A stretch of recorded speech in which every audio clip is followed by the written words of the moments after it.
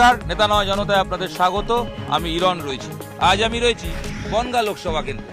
বনগাঁয় BJP হাওয়া কতটা বইছে, বিজেপি কি পারবে তাদের এই আসন ধরে রাখতে, তৃণমূল কামব্যাক করবে, বাম সমর্থিত কংগ্রেস কতটা ফ্যাক্টর, মতুয়া ভোট কতটা ফ্যাক্টর, অনুপ্রবেশ এই সমস্যা কি আদৌ আছে, ভোটে কি এটা ইস্যু, উন্নয়ন কতটা হয়েছে জানতে চাইব বনগাঁর অলিতে গলিতে।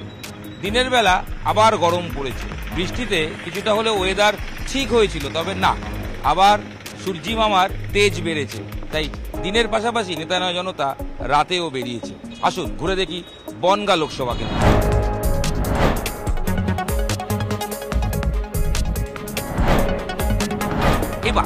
এবার বনগাঁর হাল কিরকম? একদিকে দাঁড়িয়েছেন বিশ্বজিৎ দাস, তৃণমূল প্রার্থী। তিনি একসময় তৃণমূল ছিলেন, 19-এর লোকসভার পর দল বদলে চলে যান বিজেপি থেকে বিধায়কও হন, আবার দল বদলান, চলে আসেন ফের তৃণমূলে। তারপর তিনি এবার ক্যান্ডিডেট তৃণমূলে। অন্যদিকে বিজেপি শান্তনু ঠাকুর কেন্দ্রীয় জাহাজ প্রতিমন্ত্রী ছিলেন, তিনি দাঁড়িয়েছেন। বামেরা তারা এখানে তাদের একটা শক্ত ঘাঁটি ছিল, তারা এবছর কংগ্রেসকেই আসনটি ছেড়ে দিয়েছে এবং সমর্থন জানিয়েছে। কতটা প্রভাব রয়েছে, কতটা উন্নয়ন হয়েছে বিগত 5 বছর, খোঁজ নেব আম জনতার সঙ্গে।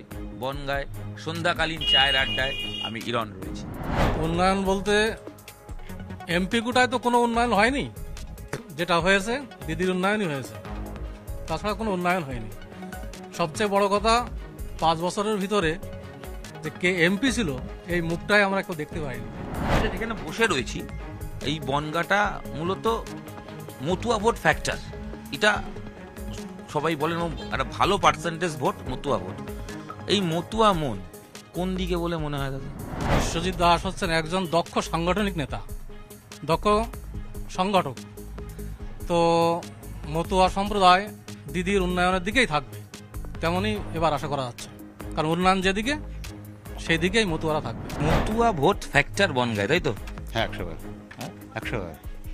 কারণ এর আগেও আমরা দেখেছি যে মতুয়ার ভোট একটা অংশের দিকে ছিল, কিন্তু এখন সেই ব্যাপারটা থাকবে না, কিছু ভোট এদিক ওদিক হবে। মতুয়া সম্প্রদায়ের ভোট ভাগ হচ্ছে। আপনি নাগরিকত্ব আইন বা সিএ সেটা বুঝেছেন? আমি বুঝি বা না বুঝি, আমি জানি এটা ভাওতা। কি জানেন? ভাওতা, আচ্ছা। মানুষকে ঠকানো। কেন মনে হয় এটা আপনার? কেন মনে এটা হয়? আমার ব্যক্তিগত ব্যাপার। হ্যাঁ, মানে এটা তো নিশ্চয়ই যুক্তিটা মনে হয়েছে। যুক্তি আর কি, এগুলো সব রাজনীতির খেলা। রাজনীতি করতে গিয়ে এগুলো করার আগে কিন্তু মানুষকে হ্যারাসমেন্ট করা, তাছাড়া আমি কিছু। আপনার তো ভোটার কার্ড আছে, আছে, আধার আছে, সব আছে, প্যানও আছে, আপনি যা চাবেন তাই পাবেন। তারপরও নাগরিকত্ব আইন কেন হবে? এইটাই তো বলছি যে এইটাই তো ভাওতা। নেতা নয় জনতা, যেখানে নেতা নয় শুধু জনতারই কথা বলে।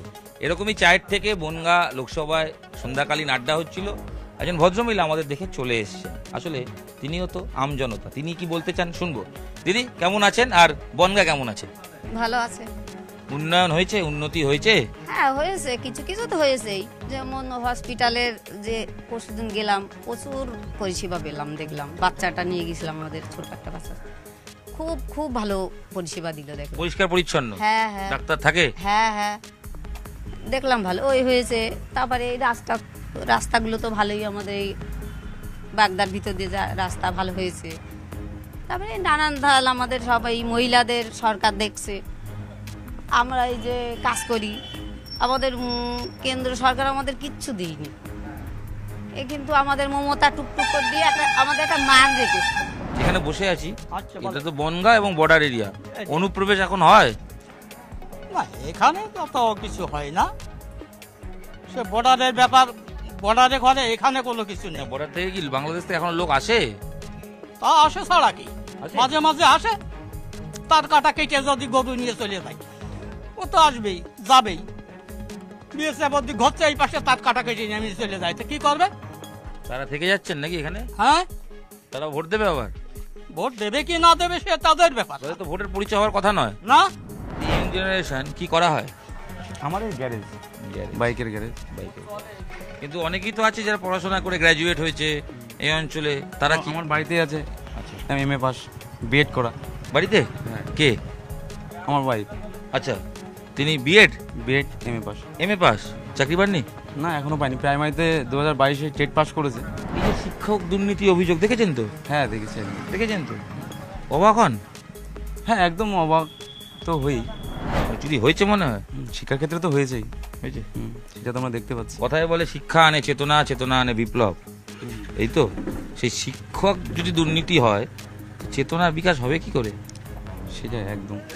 অবাক হন যখন স্ত্রী পাস করে বসে আছেন, চাকরি পাননি, যখন দুর্নীতি দেখেন টিভিতে, ধর্মতলার বুকে মানে পড়াতে যে 5-7 লাখ টাকা খরচ, আবার চাকরি করতে গেলে আবার 10 লাখ দিতে হবে, এই অ্যামাউন্ট আমরা কোথায় পাবো? এরকম চেয়েছেন আপনার ওয়াইফের কাছে? না, অনেকেই বলে, কিন্তু এখন তো সেই হাওয়াটা নেই। কিন্তু এক সময় বলেছে, কিন্তু দেইনি আমরা। এখানে লড়াইটা কিরকম মনে হচ্ছে?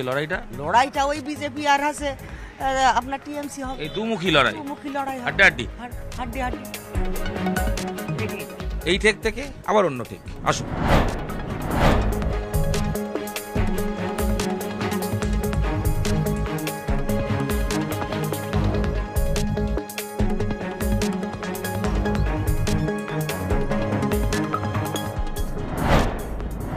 মতুয়া ফ্যাক্টর, মতুয়া ভোট কোন দিকে হতে পারে বনগাঁয়? মতুয়া ভোট একটা বিরাট হিউজ পরিমাণ ফ্যাক্টর এখানে কাজ করবে। মতুয়া ভোট এখানে 40%-এর অ্যাবাভ 40% মতুয়া ভোট আছে। ভাগাভাগি হবে নাকি একদিকে যাবে না কি হবে? মতুয়া ভোটের মেজর পার্সেন্ট আমাদের উন্নয়নের কাণ্ডারি শান্তনু ঠাকুর পাবে। সিএর পক্ষে? অবশ্যই। কেন?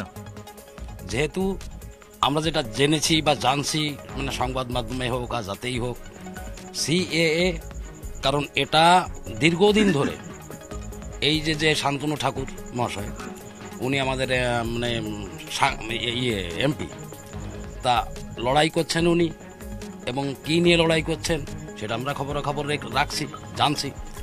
তা যাই হোক, সিএএ আমি মানে আম জনতা হয়ে আমি এটাকে সমর্থন করি। তাহলে এই বনগাঁয় হাওয়া বিজেপির নাকি? বিজেপির।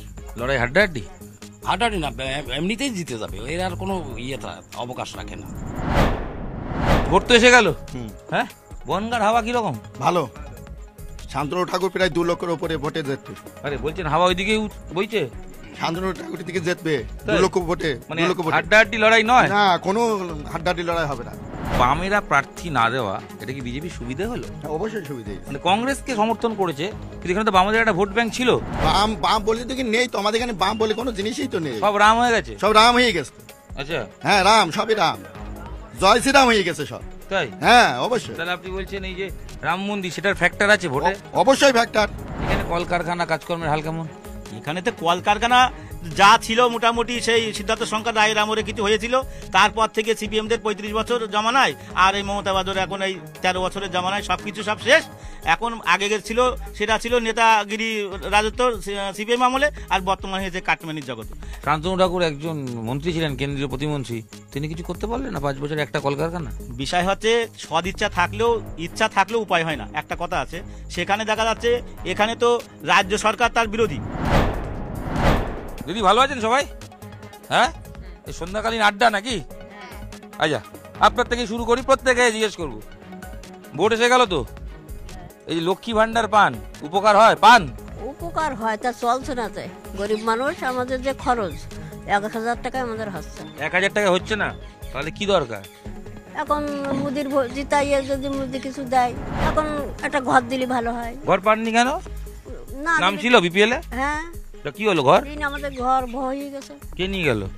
এখন যে মেম্বার ছিল, প্রধান ছিল, তারাই তাই অন্য কারো দিয়ে চাইতে। তাহলে এই যে ভোট দেবেন, যাকে ইচ্ছা দিন, কি চাইবেন? ঘর চাবো, টাকা চাবো সংসারে খাওয়ার জন্য। বৃষ্টির পরেও আবার গরম, দিনের গরম সামলে নেতা নয় জনতা রাতেও বেরোচ্ছে, তাতেও ঘেমে যাচ্ছে। যাই হোক, গরম থাকবে, বৃষ্টিও আসবে, আর ভোটের গরম সেটা তো ছিল, আছে। যতক্ষণ না ফল গণনা হচ্ছে ততক্ষণ পর্যন্ত এই গরমাগরম আলোচনা তো শুনছেন, চলবেও। নেতা নয় জনতা একমাত্র টেলিভিশন শো যেখানে নেতারা বলেন না, আমজনতা বলেন, আর নেতারা কান খুলে শোনেন।